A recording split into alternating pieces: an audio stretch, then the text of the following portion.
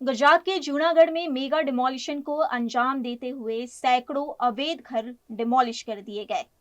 गुजरात के जूनागढ़ में ऊपरी इलाके के विकास के लिए धड़ागढ़ दरवाजा रोड इलाके में सालों से छोटे छोटे घर बनाकर रहने वाले लोगों को किसी भी तरह की वैकल्पिक जगह दिए बिना घर खाली करने के नोटिस दिए गए हैं।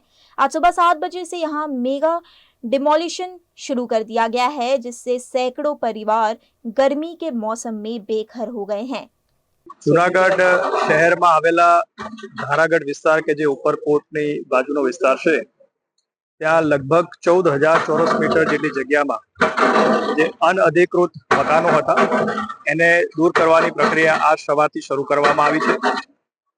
આ જે 14,000 ચોરસ મીટર જેટલો વિસ્તાર છે એના માટે સિટી સર્વેનો અમારો સર્વે નંબર એનો 1484 અને એના માટે તમામ પ્રક્રિયા જે નિયમસરની છે કરવામાં આવી છે। દબાણકર્તાઓ જે હતા એમને નોટિસ આપવામાં આવી હતી અને એમને પૂરતી તક પણ આપવામાં આવી હતી કે એ લોકોએ આ જગ્યાએ કેવી રીતે મકાન બનાવ્યા છે, પરંતુ કોઈ પણ પ્રકારના એવા અધિકૃત ડોક્યુમેન્ટ એમની પાસેથી મળી આવ્યા ન હતા અને આથી આ પ્રક્રિયા પૂરી કરી અને અમે આજ સવારથી લગભગ 400 જેટલા અમારા પોલીસ અધિકારીઓ, 10 જેટલા જેસીબી, જિલ્લા વહીવટી તંત્ર, કોર્પોરેશન, પીજીવી સેલ, ફાયરની ટીમ તમામ સાથે રહી અને આ ચુસ્ત બંદોબસ્ત સાથે આજે દબાણ દૂર કરવાની પ્રક્રિયા હાથ ધરી છે। કેટલાક અસામાજિક તત્વો પણ છે।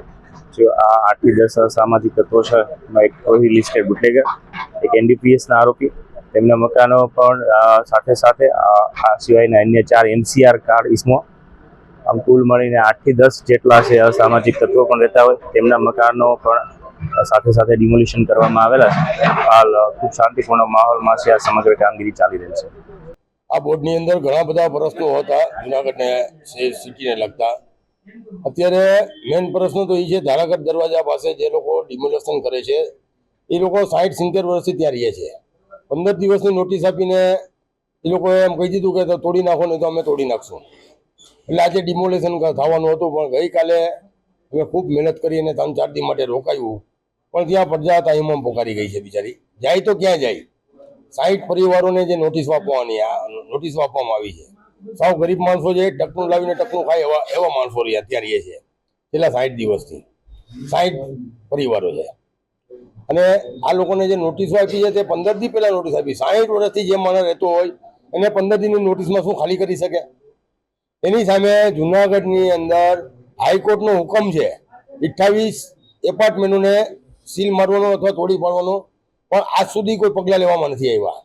જવાહર રોડ પાસે જે એક એપાર્ટમેન્ટ બનાવેલું છે એ એપાર્ટમેન્ટની અંદર ભાઈ 262 ની નોટિસ છેલ્લા 4 વર્ષથી આપણે આપેલી છે કોર્પોરેશને, પણ આજ સુધી એની ઉપર કોઈ જાતના પગલાં લેવામાં આવ્યા નથી।